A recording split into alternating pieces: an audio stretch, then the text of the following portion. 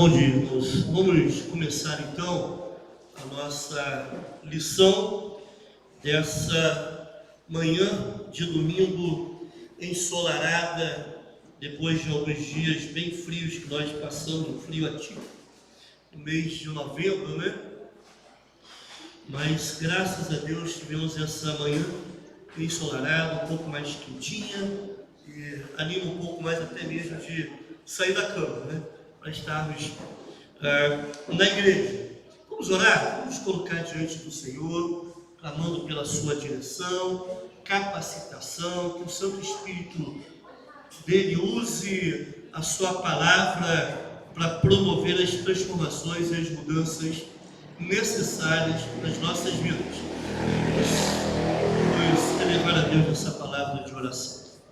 Obrigado, Senhor, por essa manhã de domingo, em que podemos dedicar tempo para aprendermos quem Tu és, para aprendermos mais sobre Jesus Cristo, sobre as palavras de Cristo, as palavras marcantes de Cristo, para aprendermos sobre o que Tu queres para cada um de nós.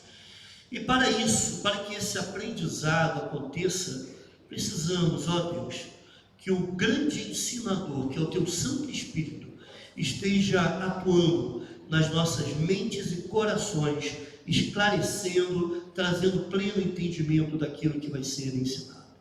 Ajuda-nos, ó Pai, a cumprirmos esse propósito. Em nome de Jesus. Amém. Muito bem. Abra suas Bíblias, por gentileza, em dois textos aos quais nós iremos nos referir um pouco mais para frente. Os dois textos.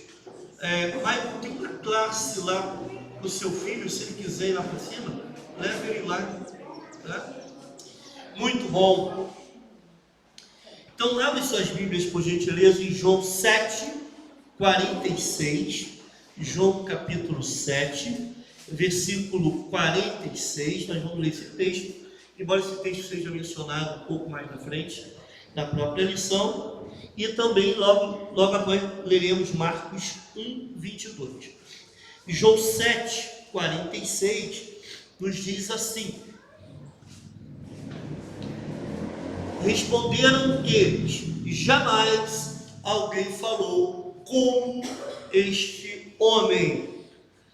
E também o texto de Marcos capítulo 1, versículo 22. Marcos 1, 22. O texto nos diz: maravilharam-se da sua doutrina, porque os ensinava como quem tem autoridade e não como os escribas. De vez em quando, eu ouço alguém dizer assim, até mesmo de pessoas ligadas à fé evangélica: cuidado, as suas palavras têm poder. Já ouviram essa expressão? Cuidado, as suas palavras têm poder. Irmãos, eu não tenho problemas em aceitar que algumas palavras que a gente usa com as outras pessoas, conosco mesmos, até com os nossos filhos, elas podem influenciar de alguma forma alguns comportamentos. Eu não tenho dúvida de entender isso. Mas observe que eu usei a expressão influenciar. Isso não quer dizer que elas serão determinantes. Elas irão determinar o futuro. Como será, por exemplo, o seu filho, ou como você será, ou como qualquer outra pessoa será no futuro. Freud, eu já usei essa ideia aqui há algum tempo, ele disse que a criança é o pai do homem. Essa é a expressão de Freud. O que ele queria dizer com isso? A forma como você foi criado vai determinar quem você será no futuro. Então a criança é o pai do homem. Dentro dessa linha, você pode pensar o seguinte, de acordo com essa linha da psiquiatria, você pode pensar o seguinte: as palavras que eu usar, por exemplo, com meu filho, vai determinar quem ele será no futuro. A pergunta que me vem à mente quando surgem essas proposições é a seguinte: será que as palavras por si mesmas ela tem esse poder? Tanto é que algumas linhas evangélicas, elas usam essas expressões: eu determino, ou eu profetizo. Entendem o que estou querendo dizer? É como se que aquilo que você falasse tivesse alguma forma de mudar o destino, a sorte das pessoas, mudar alguma coisa, alguma situação na sua vida. Peraí, de onde que se tira isso, né? Essa ideia veio do quê? Ela veio muito mais por influência externa do que por influência bíblica.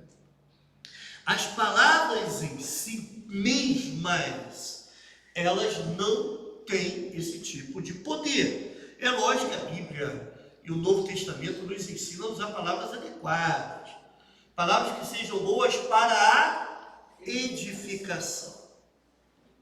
Ok? Então nós podemos edificar o irmão com as palavras, podemos ajudá-lo nas suas lutas, consolá-lo nas suas dificuldades. Ok.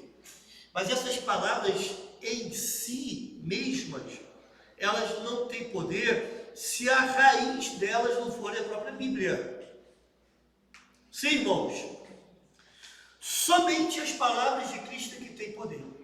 Só as palavras de Cristo que de fato têm poder.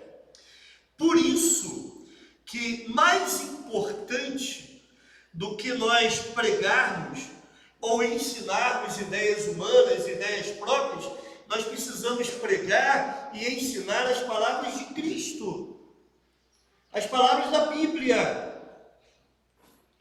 Por que eu prezo particularmente tanto pelo sermão expositivo? Porque em outros tipos de sermões, não sei se os irmãos já conseguem perceber essa diferença, o indivíduo ele abre o texto e esquece o texto. E ele vai falar de algumas ideias que ele teve baseado simplesmente naquele versículo e vai desenvolver as suas ideias. A partir do momento em que você abre a palavra do Senhor, busca entender a palavra do Senhor, explicar a palavra do Senhor, aí é a palavra do Senhor que está sendo ensinada. Porque o sermão expositivo, ele tem 3 princípios, me permita aqui defender essa tese. Você lê o texto, você explica o texto e você aplica o texto, está entendendo?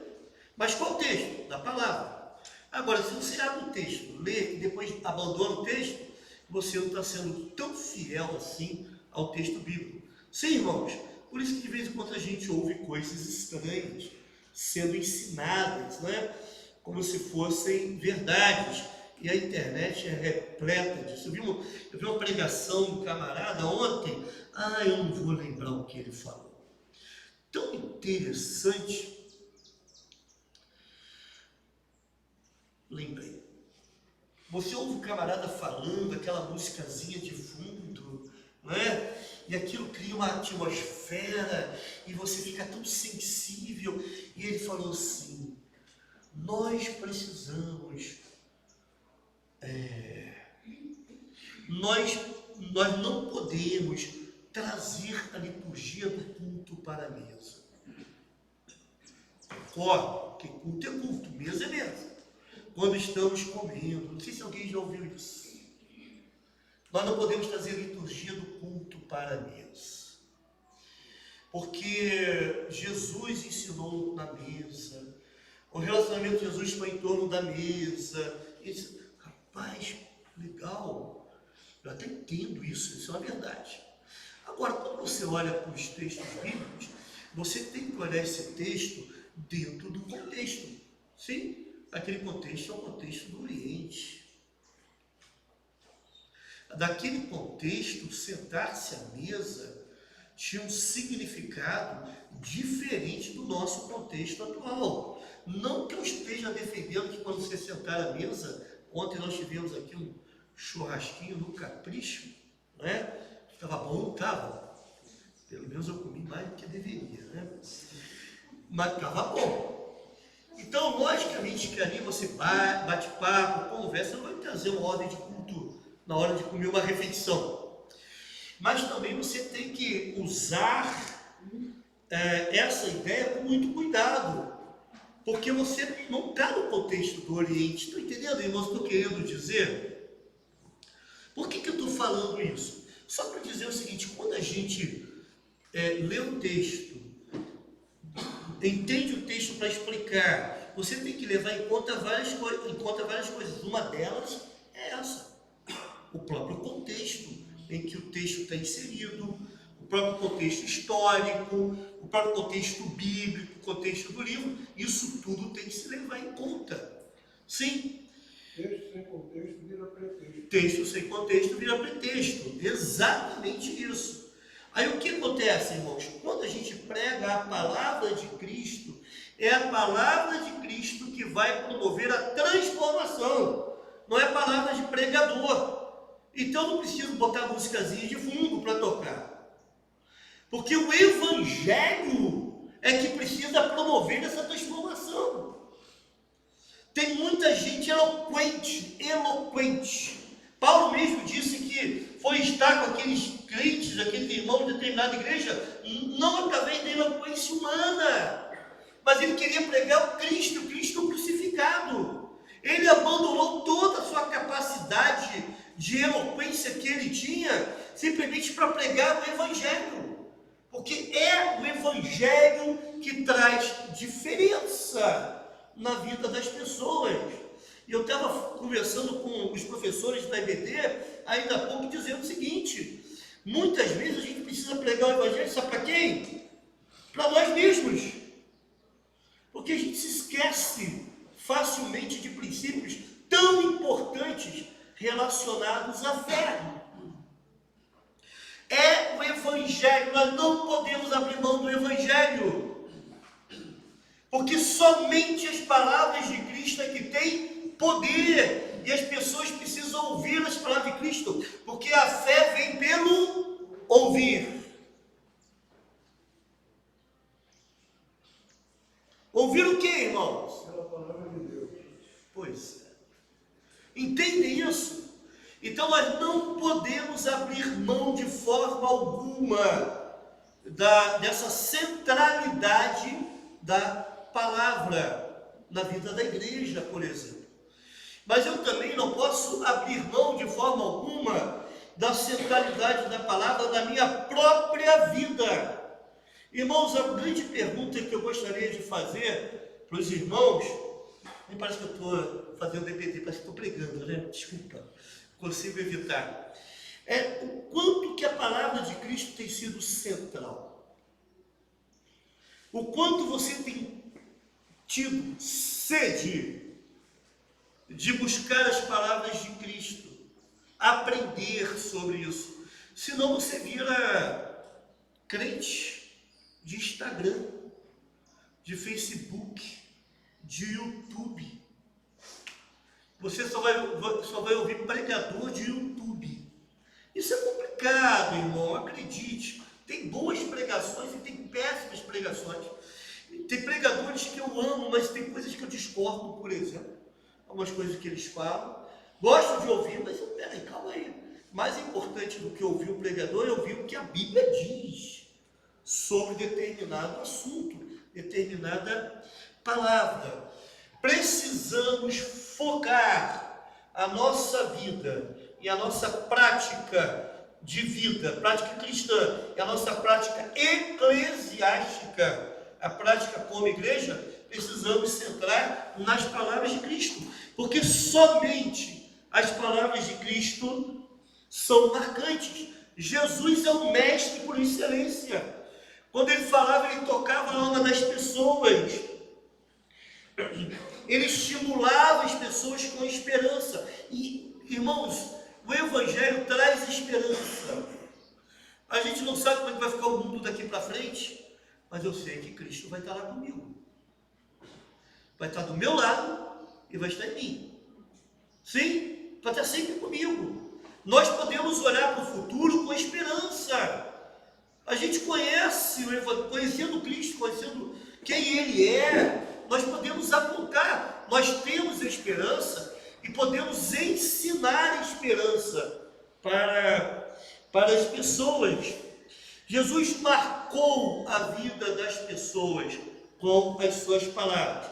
Por que as palavras de Cristo, então, elas eram marcantes? Em primeiro lugar, porque elas tinham poder. As palavras de Cristo tinham poder. Aqueles homens disseram, olha, esse homem tem autoridade.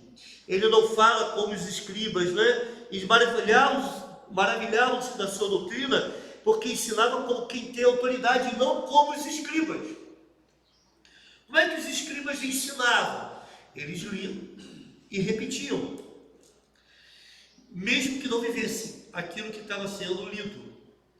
Mas Cristo tinha autoridade, e a autoridade de Cristo, irmãos, ele se destacava de uma forma diferenciada, logicamente por quem ele era. Todas as vezes que Jesus falava, ninguém ficava indiferente. Eu acredito nisso. Quando a gente prega o Evangelho aqui, domingo após domingo, pastor, mas só prega o Evangelho à noite. Mas pastor está pregando o livro de Gênesis, está pregando o Evangelho. Quem disse?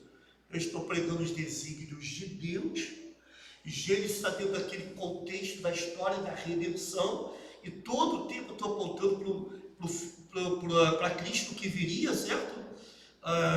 O descendente da mulher que pisaria a cabeça da serpente. Estou pregando Cristo ali o tempo todo. Mas perante essa palavra de Cristo sendo anunciada, não tem como a pessoa ficar indiferente. Ou ela vai receber ou vai negar. Ou ela recebe, olha, isso é para mim, eu tenho que mudar, eu preciso, isso serve para mim, isso é para a minha vida, eu preciso melhorar algumas áreas da minha vida, eu preciso mudar, preciso me converter.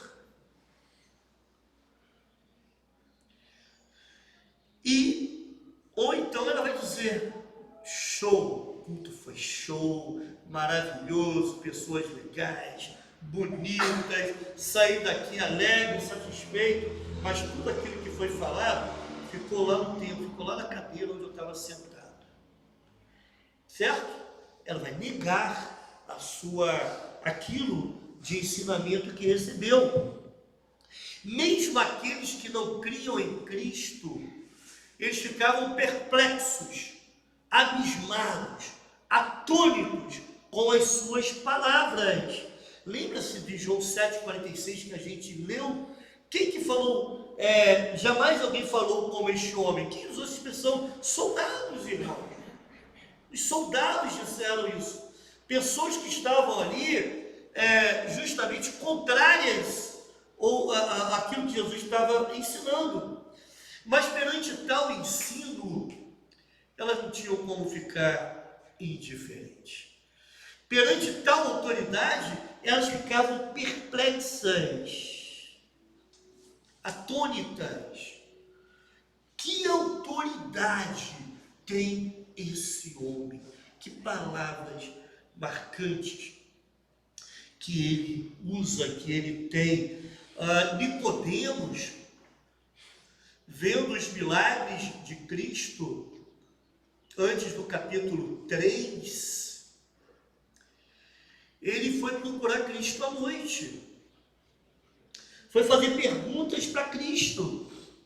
Um mestre da lei, conhecedor profundo da lei, queria saber quem era esse homem que ensinava com tanta autoridade.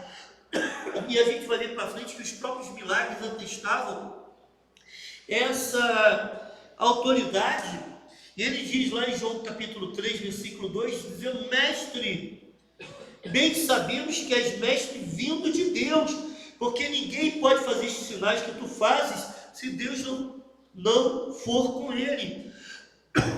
Irmãos,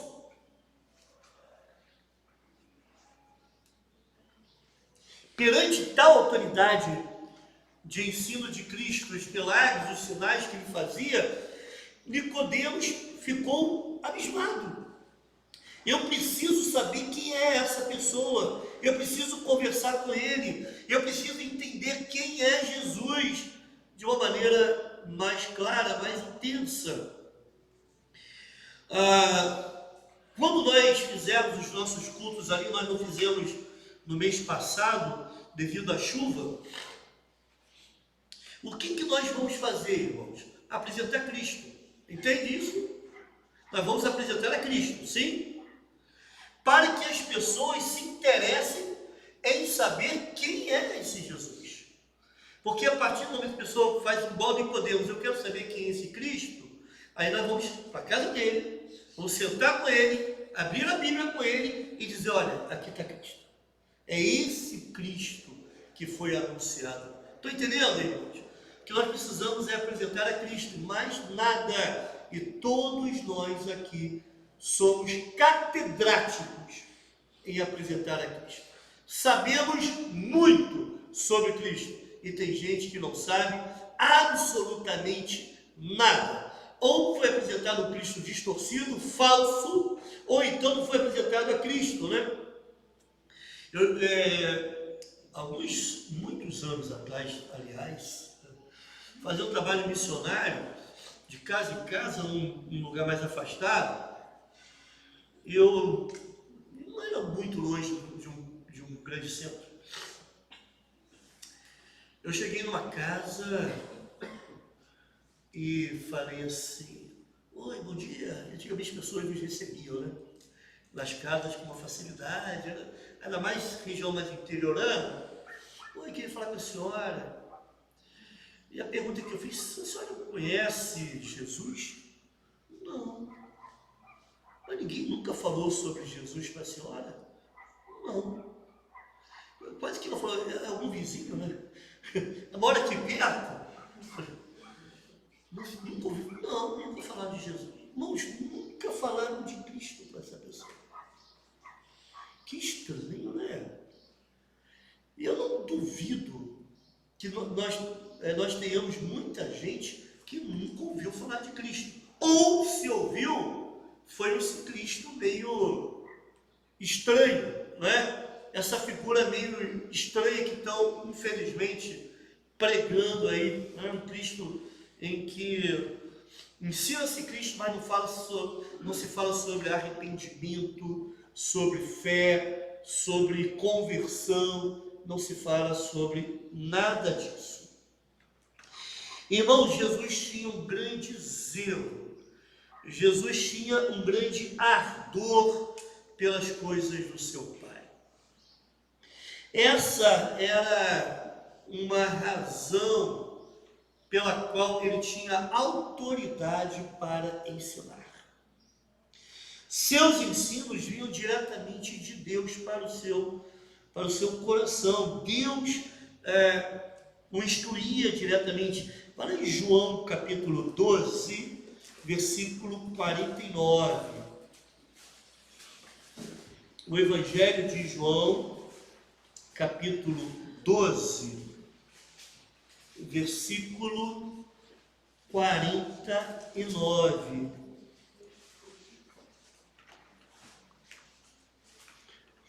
Jesus disse então: porque eu não tenho falado por mim mesmo, mas o Pai que me enviou, esse me tem prescrito o que dizer e o que anunciar.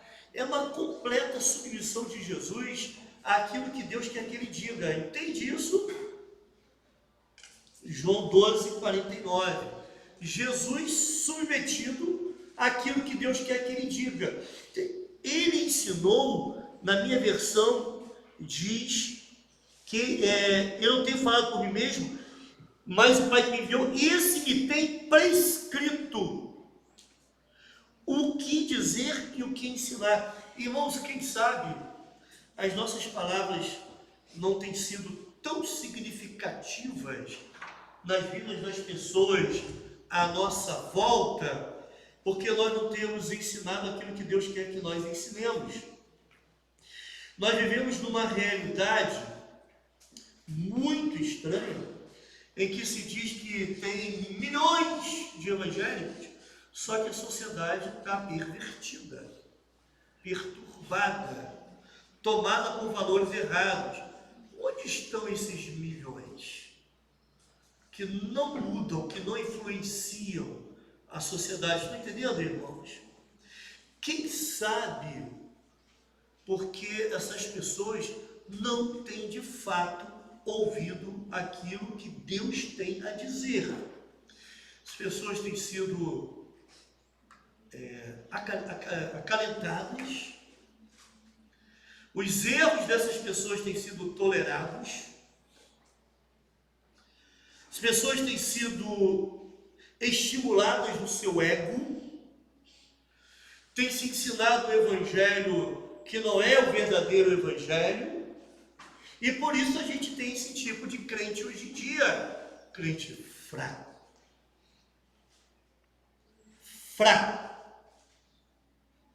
Aqui na igreja a gente tem esse tipo de crente. Crente que não está aberto a ouvir a palavra de Deus. E aqui não é porque não se prega a palavra, não. Graças a Deus, nós temos um corpo de professores que se preocupam em estudar e ensinar a palavra de Deus. Começa no púlpito, mas continua desde as criancinhas até o mais idoso. Basicamente, temos 3 tipos de palavras para falar de Cristo, ou falar de nós mesmos, Sim. ou falar de ideologias. Exatamente, irmão. E muitas vezes as pessoas esquecem de falar de Cristo. Umas para promoção pessoal, falar de si mesmo, para se colocar numa posição de vantagem, obter alguma vantagem nisso, ou então para falar de próprias ideias, que ideologia nada mais é do que isso. Irmãos, o que o mundo precisa e o que nós precisamos da palavra de Deus? Bom, se uma igreja como a nossa, né? Eu não sei se os irmãos leem aquilo que está sendo escrito ali fora, na entrada do templo. Uma igreja séria para aqueles que buscam um cristianismo sério. É isso que está lá? Irmãos, nós queremos isso? Por que eu coloquei aquilo lá? Por que eu sugeri colocar? Não, né? Sugeri e os irmãos toparam colocar aquilo lá. Uma igreja séria para aqueles que buscam um cristianismo sério. Por quê, irmãos? Isso precisa servir de referência para tudo na igreja. Para tudo. Para que a igreja não fale de si mesmo. Para que a igreja não venda as suas ideias, o seu modelo, mas que a igreja fale de Cristo. Para que a igreja não tente angariar adeptos para Cristo, não é? Ou angariar adeptos para a igreja, ou adeptos para o pastor da igreja, mas que Cristo seja o centro da vida das pessoas. Porque os adeptos de Cristo daqui a pouco deixam de ser adeptos, vão se tornar adeptos de qualquer outra coisa. Porque a pessoa precisa de conversão, não de mera adesão, sabe? Eu vou entrar na igreja para poder ficar bem, não é? Ou até assim, presta atenção que eu vou falar, isso aqui é uma faca de 2 gumes, né? Eu vou entrar na igreja para mudar de vida. Eu tenho uma vida desregrada, tenho práticas ruins, vícios ruins, eu vou para a igreja para melhorar. Será que a simples entrada na igreja é suficiente? Se Cristo não entrar naquele coração e fazer a mudança necessária? Estão entendendo onde eu quero chegar, meus irmãos? É lógico que quando você tem a Cristo, alguma coisa vai mudar, tem que mudar.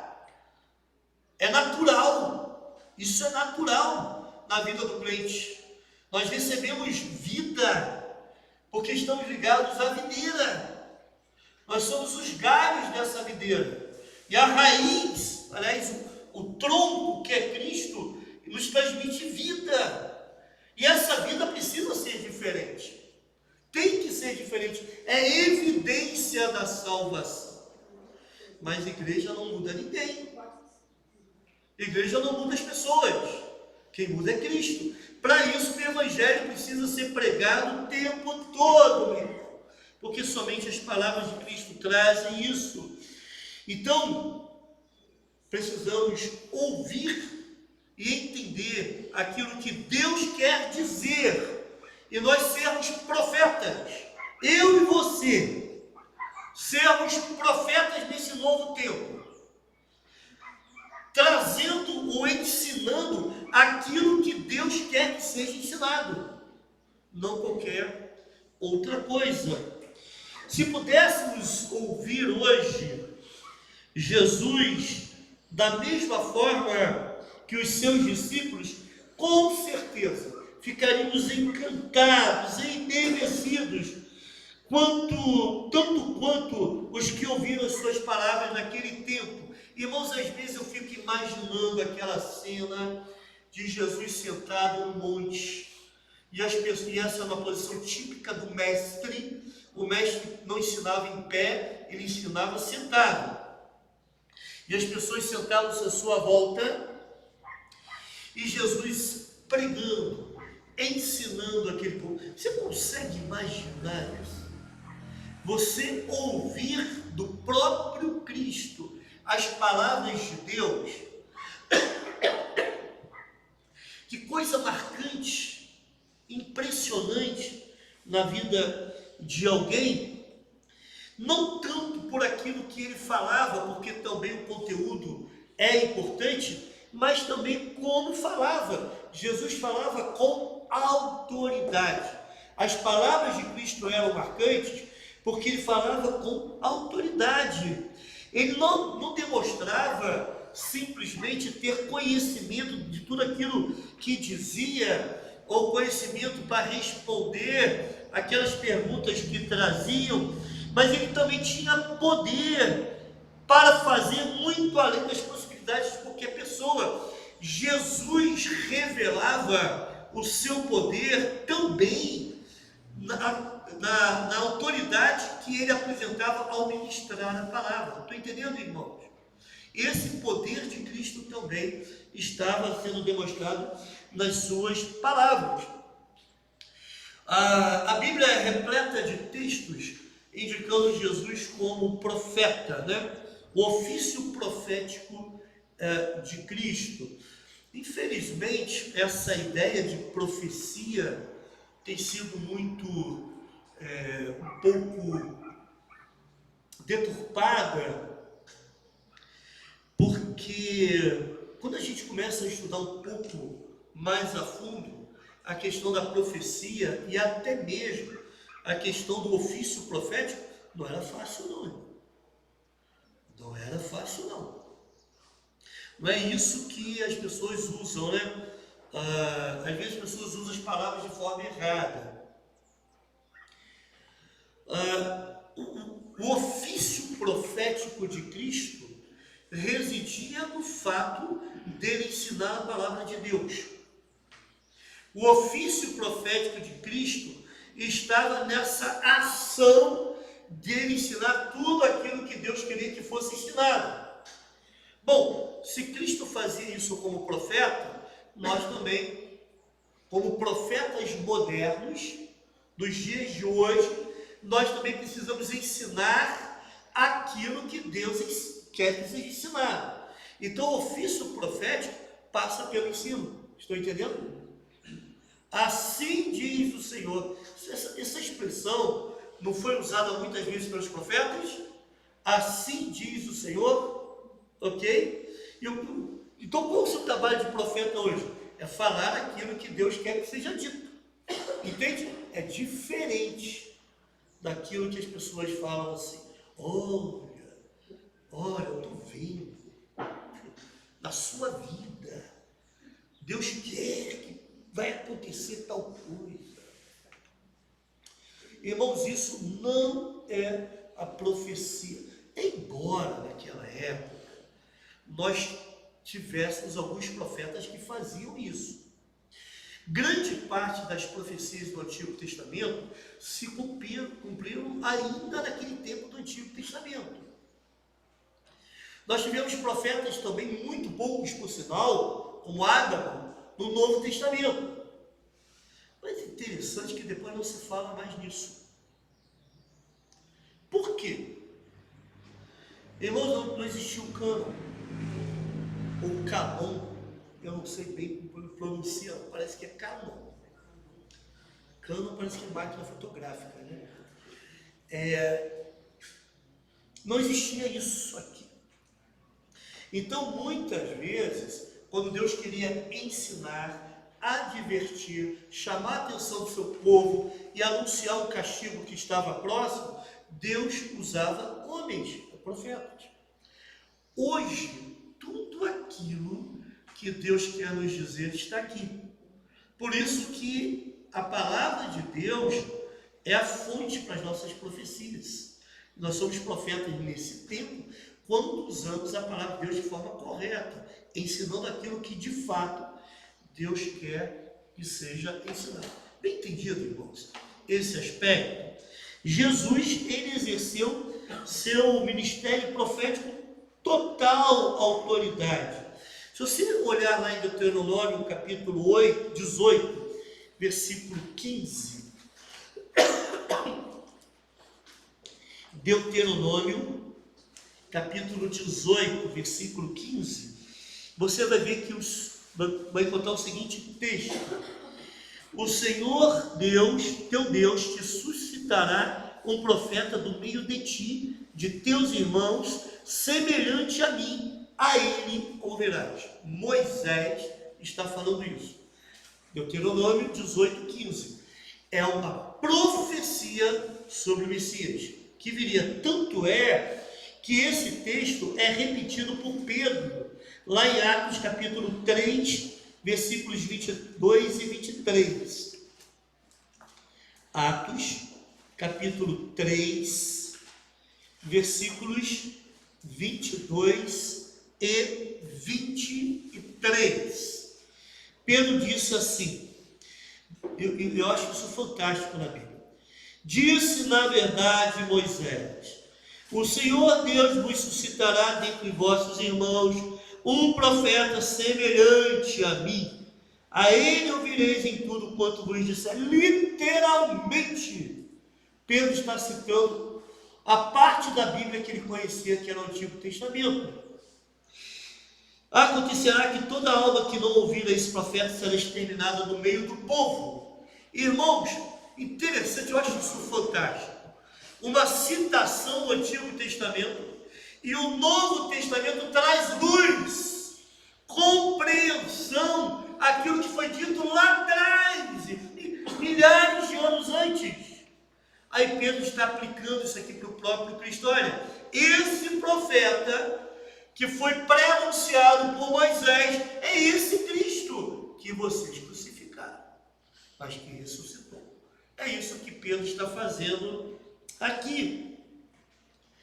E o próprio Cristo, ele falou a respeito de si mesmo como profeta. Olha Lucas capítulo 13, versículo 33.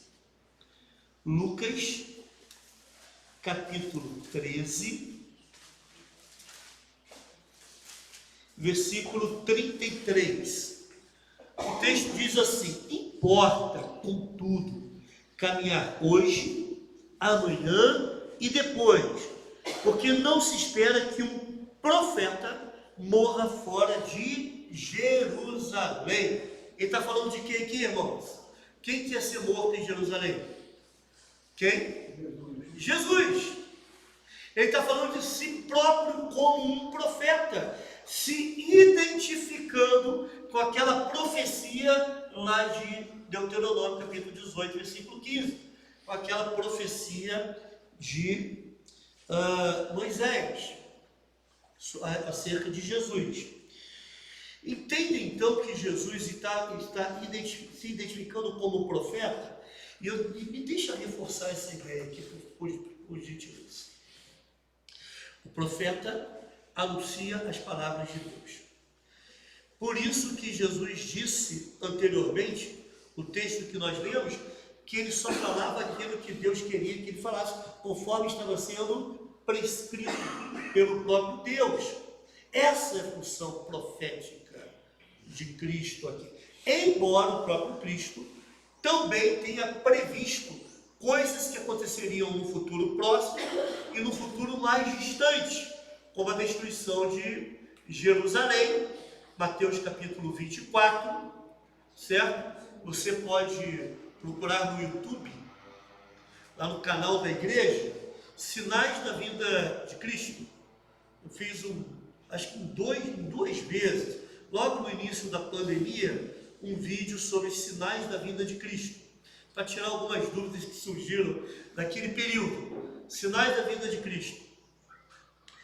Embora Cristo tenha predito a destruição de Jerusalém, mas naquele mesmo texto, ele fala de coisas que vão acontecer mais para frente, de forma escatológica, no fim dos tempos, ok? E a profecia, muitas vezes, ela cumpria essa função. Mas o texto bíblico, a grande ênfase no ministério profético de Cristo, estava no fato dele ensinar, e as suas palavras serem marcantes, significativas nas vidas das pessoas. As obras de Cristo, meu querido irmão, serviam para autenticar a sua mensagem. Entenda, por favor, isso. Porque muitas pessoas acham que os milagres de Cristo aconteciam simplesmente para que a pessoa ali ficasse bem. Os milagres de Cristo aconteciam, as suas obras aconteceram, para que de alguma forma as pessoas identificassem que ele era o Cristo, o Messias que havia de vir, o Filho de Deus, o Deus que se fez homem. E os milagres autenticavam quem era Cristo para aquela sociedade judaica.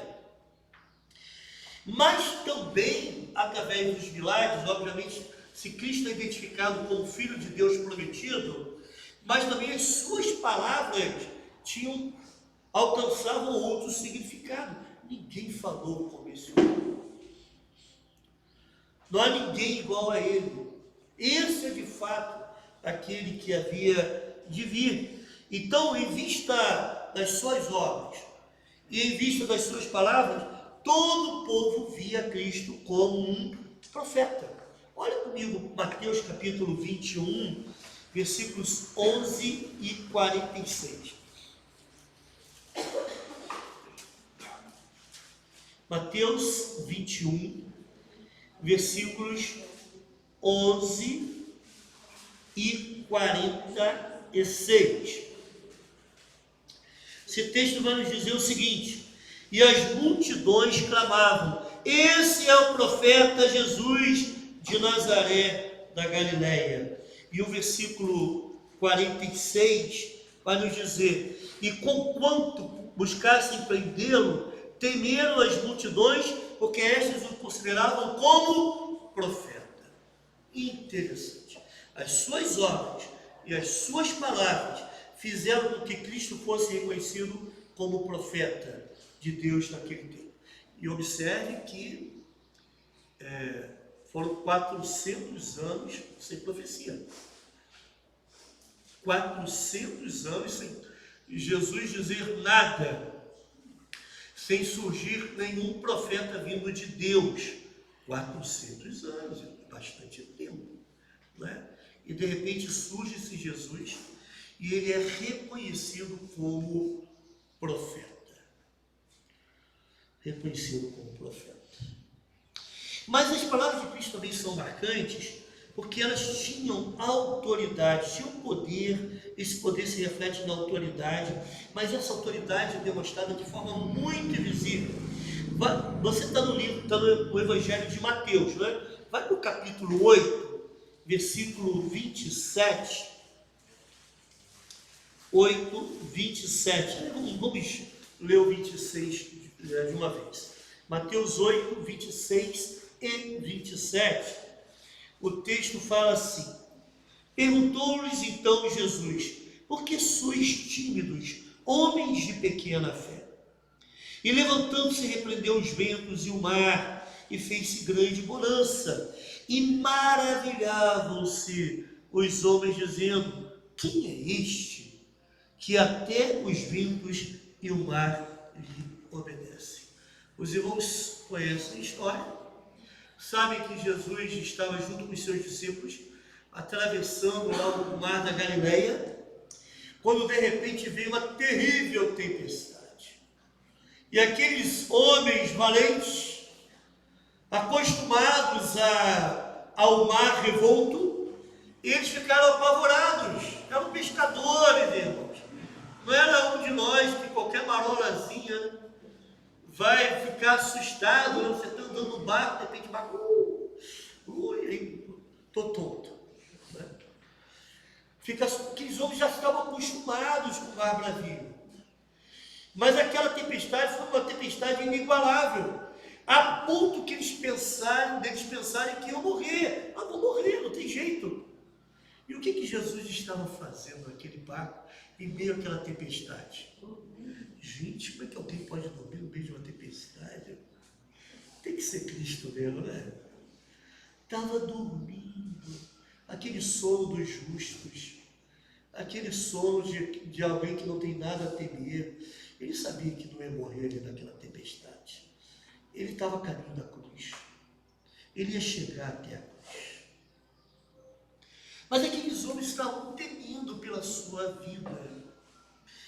E eles disseram: Jesus, tu não te importas que nós iremos perecer? E outras palavras, está vendo a tempestade aí, não? Esse descaso seu por tudo que está acontecendo, tá? Não estou entendendo, Jesus. O negócio está bravo, a gente está lutando aqui com a tempestade, tentando manter o navio na direção certa, não estamos conseguindo. E tu estás dormindo aí, em meio dessa confusão toda. Irmãos, às vezes a gente acha que Jesus está dormindo, né? E às vezes a gente pensa que Jesus está indiferente a muitas tempestades que nós passamos, mas mesmo dormindo, Jesus estava no controle. Ele sabia o que estava acontecendo. E ele se levantou.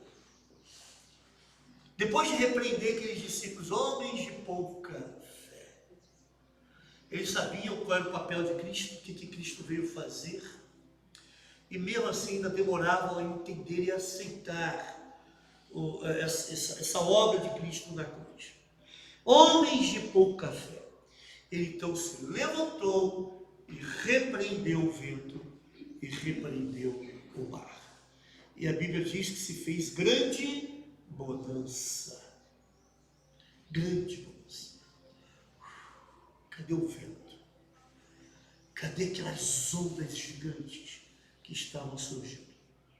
Acabou tudo. Ficou calmo, sereno e tranquilo, como diz o cântico antigo, não é? Calmo, sereno e tranquilo. Por que isso aconteceu?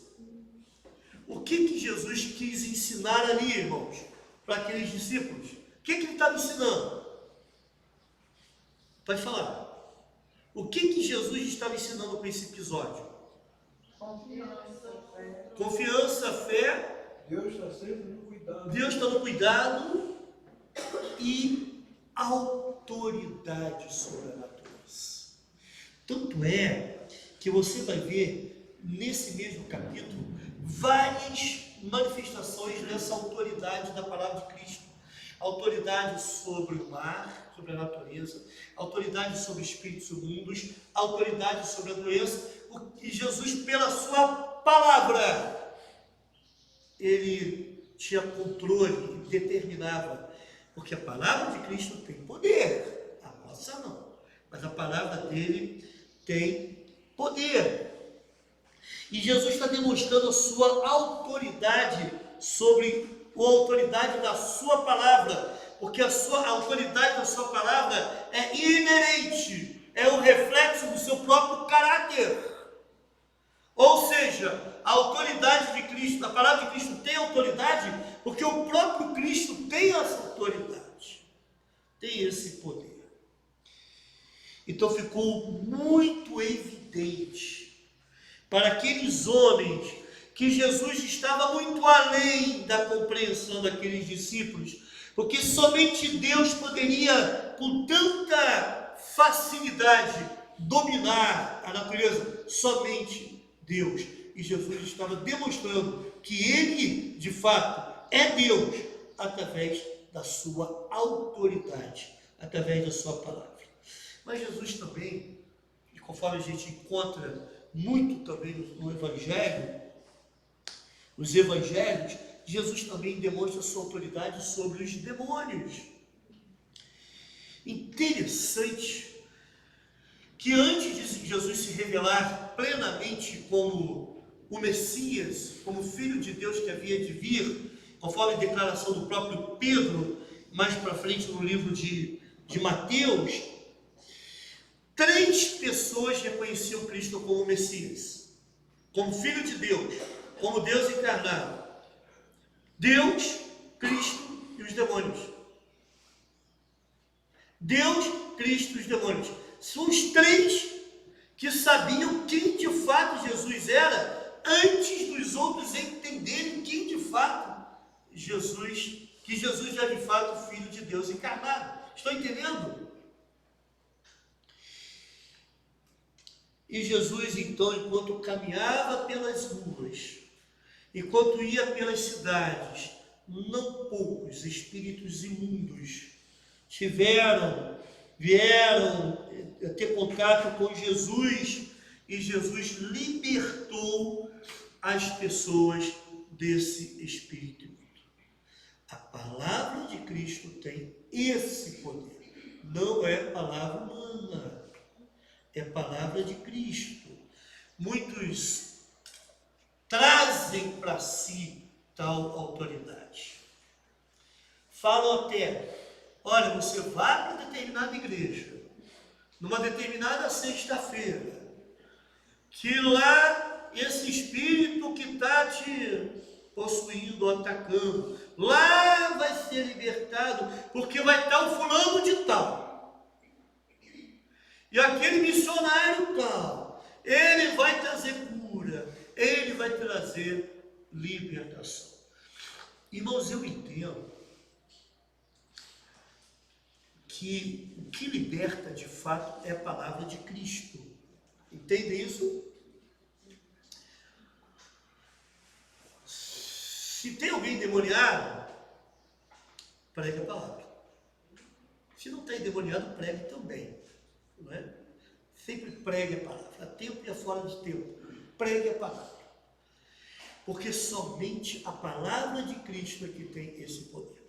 Eu fico preocupado quando muitas vezes as pessoas passam por situações desse tipo. Vamos levar lá para a irmã Chiquinha, lá na Vila do Chaves, da igreja do pastor Madruga, não é?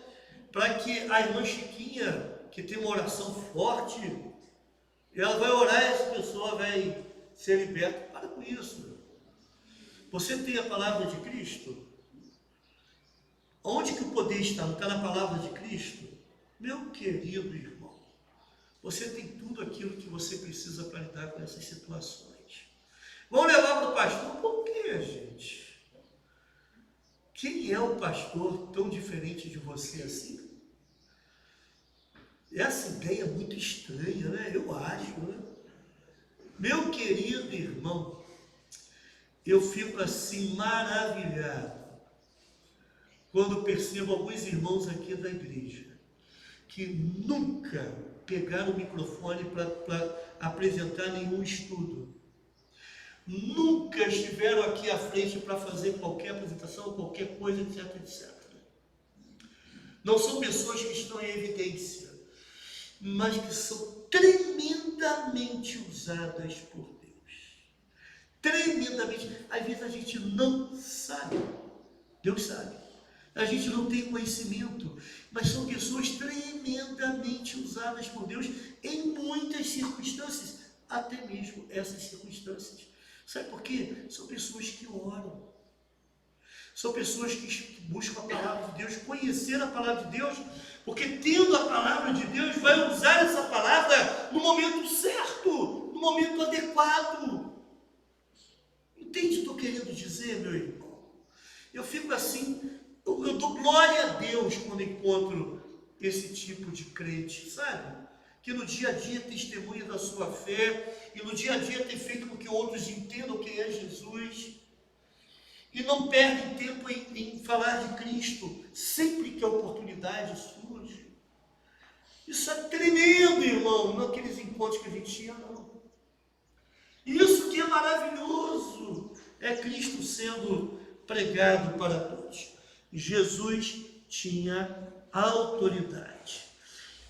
E veja, no determinado momento que isso aconteceu, Lucas fala isso no capítulo 4, versículo 36, e Lucas disse o seguinte: e veio espanto sobre todos, e falavam uns e outros, dizendo: que palavra é esta?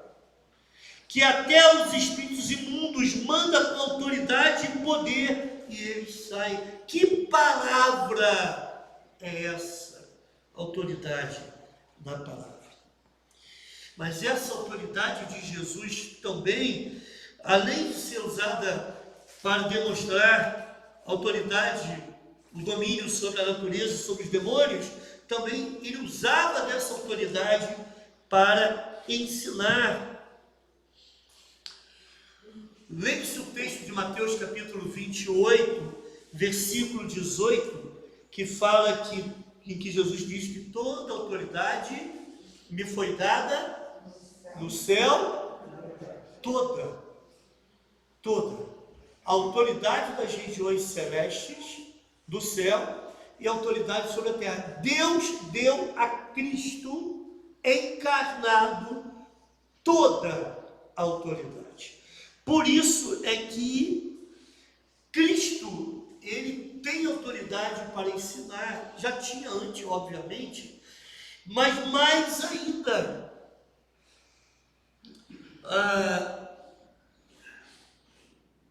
Quem foi que ensinou a Cristo? É uma boa pergunta que eu fico me debatendo às vezes com ela.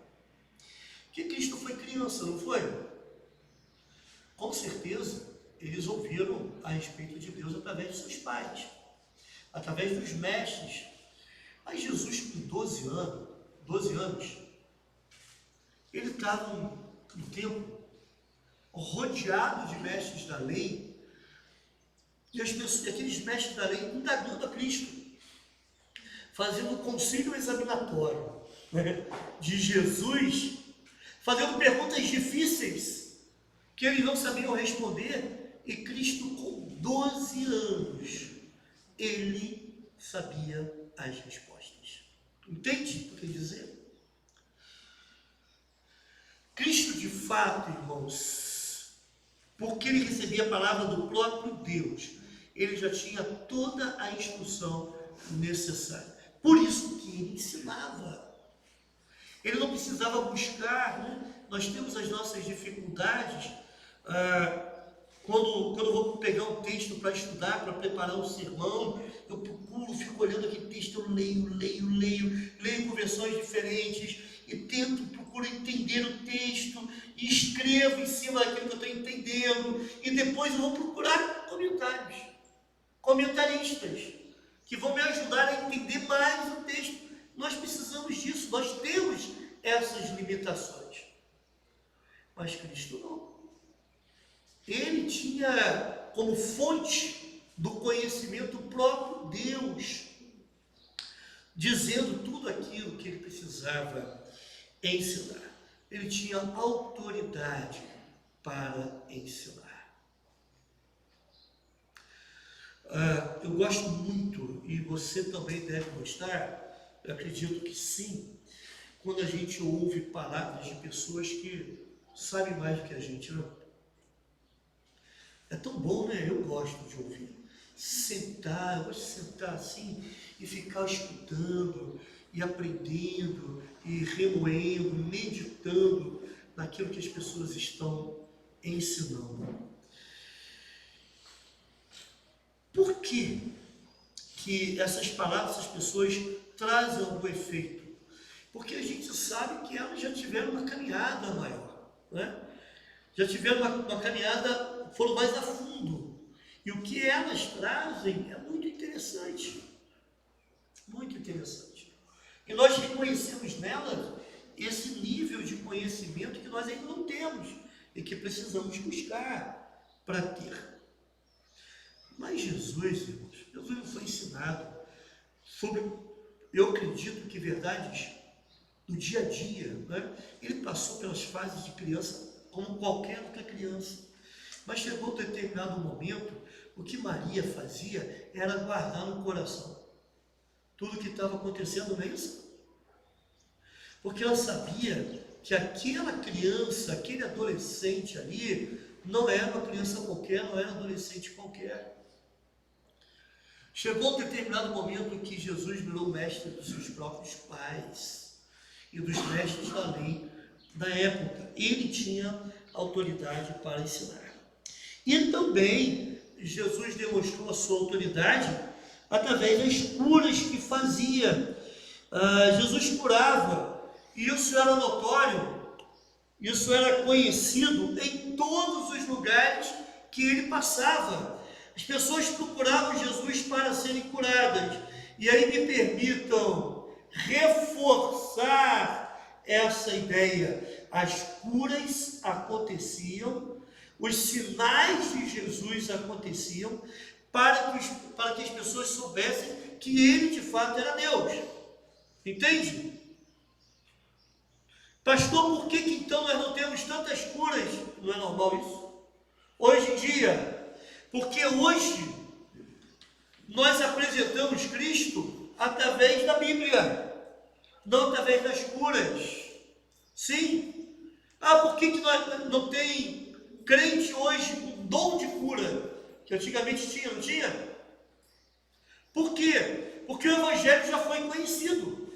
Numa determinada época da igreja, Cristo precisava ser conhecido e ele precisava se tornar diferente de outras pessoas. Estão entendendo, irmãos? Ele precisava ser diferente de outros que atestavam que tinham poderes, até deuses estranhos, né? E era um mundo muito pagão, cheio de ídolos. Então esses milagres de Cristo atestavam que Cristo de fato era Filho de Deus. É para isso. Eles cumpriram bem o seu papel. Não só os milagres de Cristo, mas também os milagres dos apóstolos. Os milagres dos apóstolos, irmãos, eu gostaria que os irmãos se atentassem para esse fato. Você encontra lá logo no início do Evangelho, logo no início do livro de Atos, Pedro e João curando aquele coxo. Os milagres dos apóstolos serviam como certificação, como um atestado de que Cristo ainda estava vivo. E que eles estavam falando em nome de Cristo. Entende isso? Mas esse tempo já acabou. Isso foi naquele contexto. No contexto de hoje, nós apresentamos Cristo através da sua palavra. É a palavra de Cristo que mostra quem de fato Cristo é. E ele demonstrou seus milagres de forma impressionante. Em Lucas capítulo 13, versículo 12, em Lucas capítulo 13, né, ele traz um relato de uma mulher que sofria 18 anos, se não me engano, de uma enfermidade. E ela andava encurvada. E ela não sabia mais a quem recorrer. E Jesus disse para ela que ela ia ser curada. E vendo a Jesus, no versículo 13 e 12, Lucas 13 e 12, chamou assim e disse: mulher, estás livre da tua enfermidade. O que aconteceu com aquela mulher? Ela foi curada. Poder de Deus sendo manifestado ali através daquele milagre. Mas no outro episódio muito interessante também, em Mateus capítulo 8, nós encontramos nesse texto o encontro improvável de Cristo com um centurião. Gente, o centurião, ele liderava quantas pessoas em média? 100 pessoas. Em média, 100 pessoas. Era o líder de um pelotão, não, pelotão não tinha muito mais, mas de um agrupamento de soldados romanos. E de repente o servo desse centurião, e eu imagino que esse servo é uma pessoa muito apreciada pelo centurião, uma pessoa íntima, próxima, muito querida pelo centurião, esse servo fica doente. E esse centurião, sabendo que quem é Cristo, já ouvindo os relatos a respeito de Cristo, do seu poder, da sua autoridade, dos seus ensinos e dos milagres que fazia, esse centurião foi procurar Jesus. Ele falou: Jesus, o meu servo está muito doente. Eu preciso que tu vás curá-lo. E Jesus disse: eu vou lá. Aí ele falou: não precisa. Engraçado isso. Não precisa ir lá não, Cristo. Basta uma palavra e meu servo será curado. Porque eu tenho essa experiência. Quando eu quero alguma coisa, eu falo: o fulano, o soldado dele possivelmente, vai fazer isso. Isso é feito. Então, aquele centurião, ele reconheceu a autoridade do poder da palavra de Cristo. A autoridade do poder da palavra de Cristo, e de longe o servo foi curado do seu mal. E Jesus disse lá em Mateus 8, 5, vá, assim como você creu, assim acontecerá. E Jesus disse: olha, até hoje eu não encontrei uma fé igual a desse homem em Jerusalém, no povo judeu, até hoje. E Jesus vai dizer mais ainda: muitos gentios irão entrar no reino dos céus, mas muitos filhos do reino serão lançados no abismo. E esses filhos do reino são os judeus, que teoricamente conheciam a Cristo, mas não criam nele. Poder para curar de longe. Jesus está mostrando poder para curar de perto, mas também Jesus mostra poder para curar de longe. Isso tudo revelando quem de fato Jesus era. Vamos entender de novo.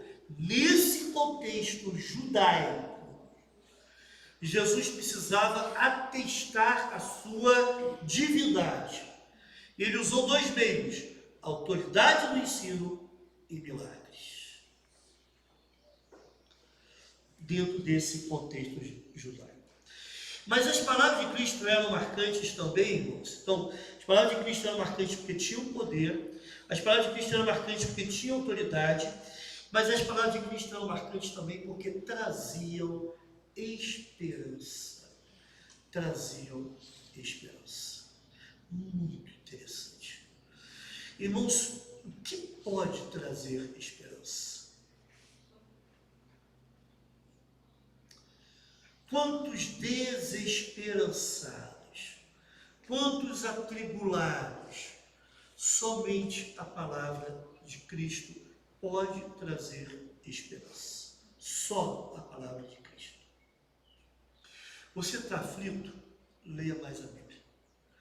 Procure conhecer quem é Jesus. Leia os evangelhos. Eu não vou perguntar aqui quantas pessoas aqui já leram Mateus, Marcos, Lucas e João, os 4 evangelhos, mais o livro de Atos, que o livro de Atos é quase que um complemento de Lucas, né? Mateus, Marcos, Lucas, João, Atos. Quantas pessoas já leram esses livros? Irmão, se você não leu, leia. Se aproprie. Melhor dizendo, deixe que a palavra de Cristo se aproprie de você. Paulo vai dizer mais lá na frente que a palavra de Cristo deve habitar em nós ricamente. Sim? Ricamente. Você é pobre da palavra de Cristo. O quanto que a palavra de Cristo é um grande tesouro para você. E o quanto você tem procurado receber cada vez mais, aumentar esse tesouro no seu coração. Estou entendendo, irmãos, até aqui? Porque ela pode trazer esperança. Se a palavra de Cristo pode me trazer esperança, eu posso ser o porta-voz da palavra de Cristo, para que outros também tenham essa mesma esperança. Pedro chega a dizer, numa das suas cartas, que nós devemos estar prontos para aquelas pessoas que nos indagam sobre a razão da nossa esperança. Qual a razão da sua esperança? É um governo? É uma pessoa? É um sistema? É um modelo? Qual é a razão da sua esperança? Eu espero que você diga com em alta voz: Cristo é a razão da minha esperança. Por isso que eu vou ficar tranquilo perante esse mundo que está se formando. Cristo é a razão da minha esperança. Em João capítulo 8, narra a história daquela mulher que foi pega em adultério. E muitos acham que armaram uma armadilha, muitos não. Na verdade, um comentarista acha que de fato armaram uma armadilha para aquela mulher, para pegar aquela mulher em adultério e trazer aquela mulher diante de Cristo e o texto diz isso claramente, para que de alguma forma pudessem tirar a autoridade de Cristo, derrubar a autoridade de Cristo, para tentar a Cristo. Entende isso? E eles então trazem aquela mulher, e está lá a multidão, Cristo está lá sentado e coloca aquela mulher no meio, entre a multidão e Cristo, numa posição de vulnerabilidade, aumentando ainda mais a sua vergonha. Então eles falam: Cristo, e aí? O que nós vamos fazer? Porque a lei, de acordo com Levítico capítulo 20, versículo 10, e também Deuteronômio, diz que se alguém for pego em adultério, essa pessoa tem que ser morta. Sim, irmãos, que situação, né? Que sinuca de bico. Por quê? Se Cristo fala, não, ela tem que ser apedrejada assim, aí Jesus estaria dando força àquele legalismo judaico. Se Jesus fala assim, não, ela não pode ser apedrejada, Jesus estaria apoiando aqueles libertinos que viviam, tocavam a sua vida sem querer saber de quem é Deus, e estariam contrariando as autoridades judaicas. Eles teriam motivo então para condenar os ensinos de Cristo. Está entendendo? Que dificuldade, gente! E a Bíblia fala que Jesus estava fazendo o quê? Sentado, escrevendo na areia. Nós não sabemos o que ele estava escrevendo. Algumas ideias surgem, outros acham que era a sentença que ele estava escrevendo na areia, porque ele fala, ele escreve, daqui a pouco ele fala para aqueles homens, e depois ele continua escrevendo na areia. Mas Jesus então pronuncia lá a sua sentença: quem não tiver pecado, atire a primeira pedra. Interessante que aqueles homens largaram suas pedras e foram embora, começando pelos mais velhos. Quem sabe Aí é quem sabe. Eles têm arquitetado aquilo tudo para derrubar Jesus, inclusive para pegar aquela mulher em flagrante, e aqueles homens mais velhos estavam metidos nessa tramóia e criaram essa circunstância.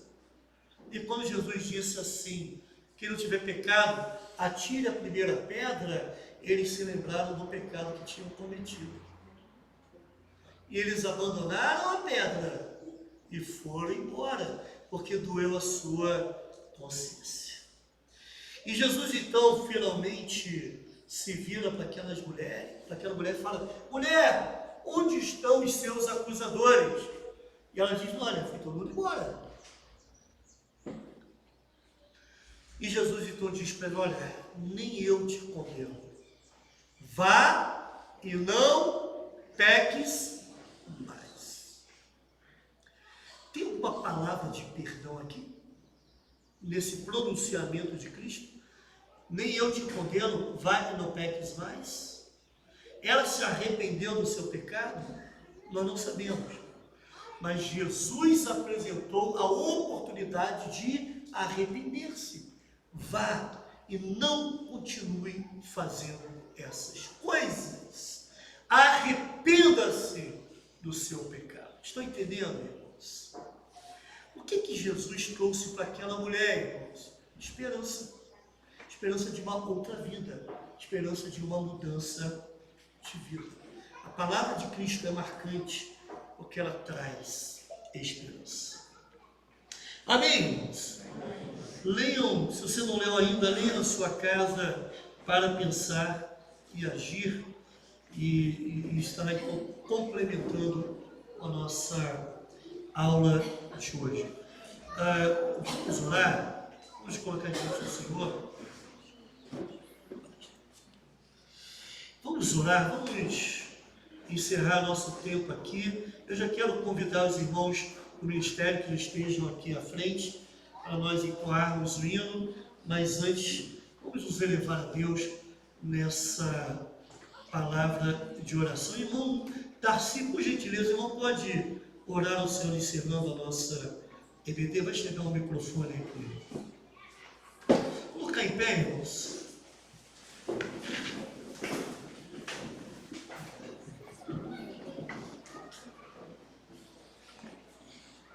Oremos. Santo e eterno Deus, nosso Pai que estás nos céus, te agradecemos, Senhor, por tudo que és, por tudo que tens feito, fazes e farás. Te agradecemos, Senhor Deus, por esta manhã tão radiosa que nos deste e também pela porção da Tua palavra na qual meditamos neste momento sobre a autoridade do Senhor em Jesus Cristo, o nosso Salvador. Te agradecemos, Senhor, porque o Senhor tem nos sustentado na Tua misericórdia, Senhor Deus, tem nos dado direção a cada dia no que devemos fazer, no que devemos falar. E precisamos, Senhor Deus, verdadeiramente atentar para a Tua palavra como única verdade, Amém. como único poder de libertar o homem, único poder de curar, único poder de salvar, único poder de transformar a criatura em filho do Senhor. Jesus. Pai, conduz-nos no restante deste dia nas comemorações e nas celebrações que aqui terão lugar e dá-nos sabedoria também, Senhor, em a cada dia assimilarmos mais e mais da Tua palavra. Amém. E tê-la como a palavra que devemos usar. Jesus. Porque nós somos influenciados, Senhor Deus, tentados a cada momento de nossa vida aqui, ainda com natureza humana, nós somos tentados, Senhor Deus, a pregarmos outras palavras, pregarmos ideologias, pregarmos, Senhor Deus, também o nosso achismo, o nosso eu, mas a Tua palavra é que é a verdade e prevalece para sempre. Amém. Perdoa, Senhor, os nossos pecados. Fortalece-nos a cada dia, Senhor Deus, nesta caminhada em Cristo Jesus, na nossa peregrinação aqui na terra. Sim. É o que te pedimos e agradecemos no nome do Senhor Jesus. Amém, Senhor. Amém. Amém. Irmãos, alguns avisos serão dados no final do culto. Nós vamos aprender, podem sentar, irmãos, por enquanto. Nós vamos aprender o nosso hino do mês. Eu me lembro que um dos primeiros retiros que nós fizemos na igreja, não sei se foi a adoração integral que foi o tema, isso, adoração integral. E, se não me engano, esse foi o hino oficial do retiro. Número 69. E não vai ter, você que chegou a botar lá, não. Ai, graças a Deus, já esqueci de falar com o povo. Número 69 do foi revelado, né? Número 69 do HCC, nós vamos fazer o seguinte, nós vamos aprender, é fácil, tranquilo, eu acho, não é? Nós vamos aprender primeiro e depois vamos cantar com maior segurança, né? Desejo te adorar, Senhor, teu nome é honrado, servir-te e obedecer-te em todo o meu viver. Isso é adoração integral. Não é só adoração na igreja, é adoração em todo o procedimento. Vamos cantar então?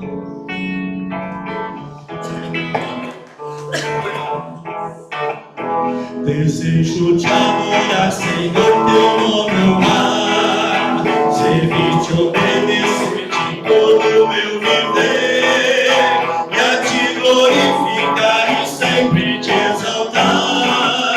Senhor, és meu escudo, força e poder.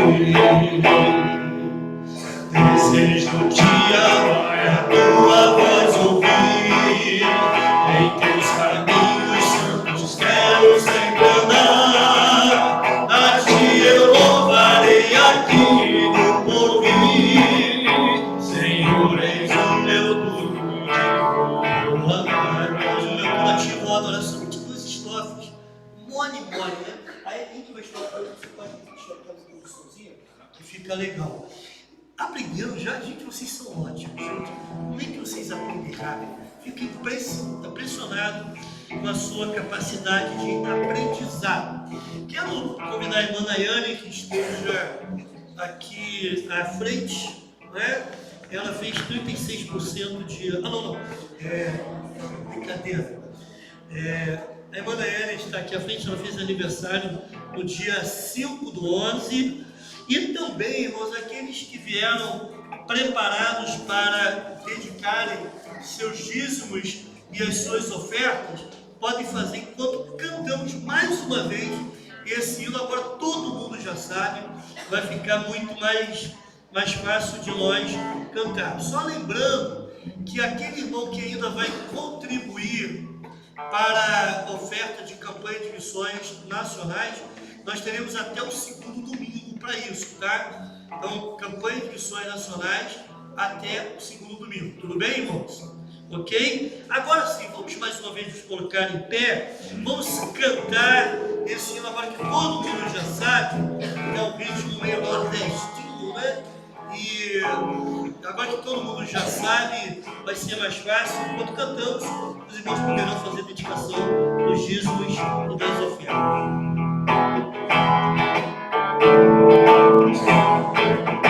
Desejo te adorar, Senhor, teu nome honrar, servir-te, obedecer-te em todo o meu viver, pra te glorificar e sempre exaltar. Senhor, és teu escudo, força e poder. Desejo desejo te amar, é a tua voz ouvir. Em teus caminhos santos quero sempre andar. A ti eu louvarei aquilo por vir. Senhor, és o meu tudo, a ti vou adorar. Amém? Que letra linda, né? Senhor, tu és o meu tudo, a ti vou adorar. Receba, ó Pai, as ofertas que foram oferecidas a ti nessa noite. As ofertas e os dízimos, ó Pai, para o sustento da tua obra nesse lugar, nessa casa, para contribuir para o avanço do teu reino em outros lugares e até em outras nações. Ó Deus, que a tua bênção venha sobre a vida de cada um. Também, ó Pai, eu quero te agradecer pela vida da irmã Daiane, e o seu aniversário completado, o teu cuidado, provisão e amparo esteja constantemente sobre a vida dela, Pai, dando tudo aquilo que ela precisa para o seu sustento, mas também para uma vida piedosa diante de ti. Abençoe essa vida e continue nos abençoando nesse importante momento que teremos agora de celebração da ceia do Senhor. Que tu sejas engrandecido, que essa lembrança do sacrifício de Cristo na cruz do Calvário possa nos ajudar e também possa nos lembrar daquilo que Ele fez por nós. Em nome de Jesus, amém. Irmãos, podem assentar.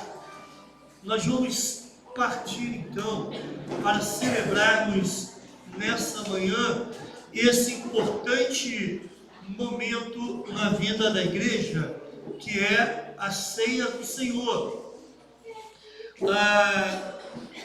Nós temos, e eu volto a dizer isso e vou repetir algumas vezes, nós temos dois momentos de festa na vida da igreja. Um é quando o membro é batizado, quando a pessoa se converte, ela é batizada. Isso tem que significar, e precisa significar motivo de grande alegria, pois é uma pessoa que estava a caminho da perdição, estava sendo dominada pelas trevas e agora é salva, e a luz de Cristo passa a conduzi-la, né, daqui para frente. Mas um outro momento também de festa na vida da igreja deve ser a celebração da ceia do Senhor. João Davi, eu vou te colocar sentado aqui do meu lado, tá bom? Você precisa se comportar, ok, moço? Nada pode roubar o culto, nenhuma criança pode roubar o culto a Deus. Deus precisa ser o centro. Amém, irmãos? Graças a Deus que a irmã Eliane entende isso, e ela é minha parceira nessas questões. Irmãos, a ceia do Senhor é um momento tremendamente importante na vida da igreja. Às vezes nós nos preocupamos tanto em oferecer visuais para a igreja lembrar, não é? Aí surgem grupos, surgem atrativos, surgem meios. Em algum momento isso é interessante, mas nós não precisamos de mais nenhum outro tipo de visual ou de audiovisual para a igreja, a não ser a celebração do batismo e a celebração da ceia do Senhor. Cristo já providenciou isso. Através do batismo, através do que acontece ali daquele visual, um testemunho é dado, uma nova criatura. A pessoa está declarando a sua fé em Cristo de forma pública, de algo que aconteceu antes. Uma nova criatura foi feita, e através do audiovisual, que é a ceia do Senhor, nós anunciamos a morte do Senhor Jesus. Abra sua Bíblia, por gentileza, em Romanos capítulo 6, a partir do versículo 8. Romanos 6, a partir do versículo 8.